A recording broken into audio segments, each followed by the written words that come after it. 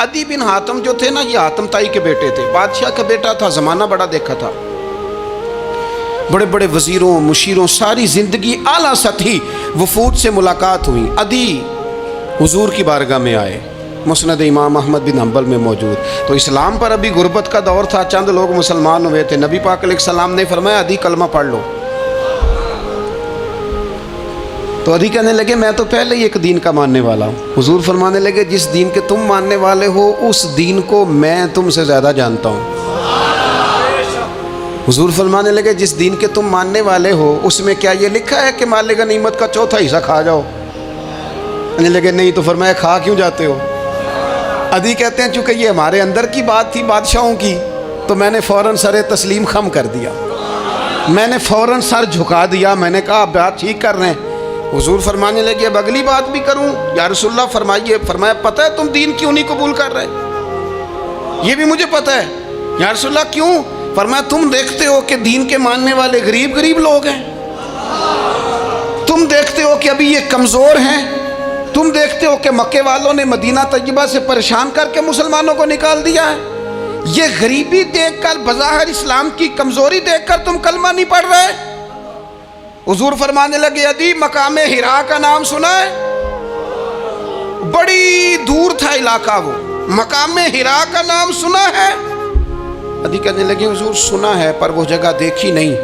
महबूब फरमाने लगे सुन, मैं वो वक्त लेके आऊंगा, मेरा दीन इस तरह नाफिज होगा कि एक औरत मकामे हिरा से ऊंटनी पे अकेली बैठेगी और अकेली आएगी और आके बैतुल्लाह का तवाफ करेगी, सिवाय उसे अल्लाह के किसी का खौफ नहीं होगा, रब के अलावा किसी से नहीं डरेगी। ये दौर आएगा।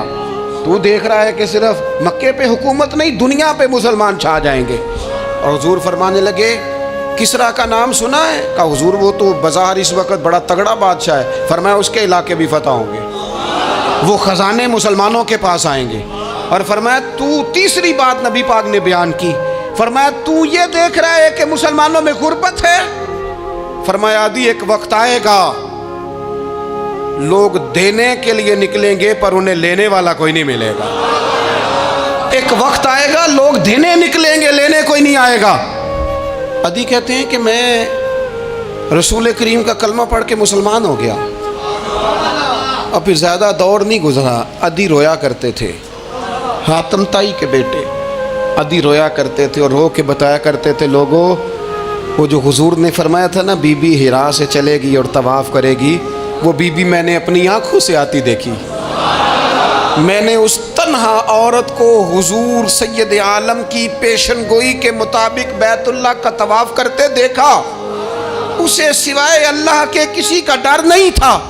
और अदी कहने लगे वो जो हुजूर ने फरमाया था ना कि किसरा के ख़जाने फ़तह होंगे, फरमाया वो जब फ़तह हो रही थी तो मैं खुद उस जंग में शरीक था, मुझे अल्लाह ने मौका दिया, मैं मुजाहिदों में शामिल था।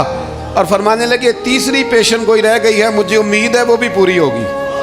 हज़रत उमर बिन अब्दुल अजीज़ के ज़माने में आके वो दौर भी आया कि लोग ज़कात देने निकलते थे, लेने वाला कोई नहीं मिलता था।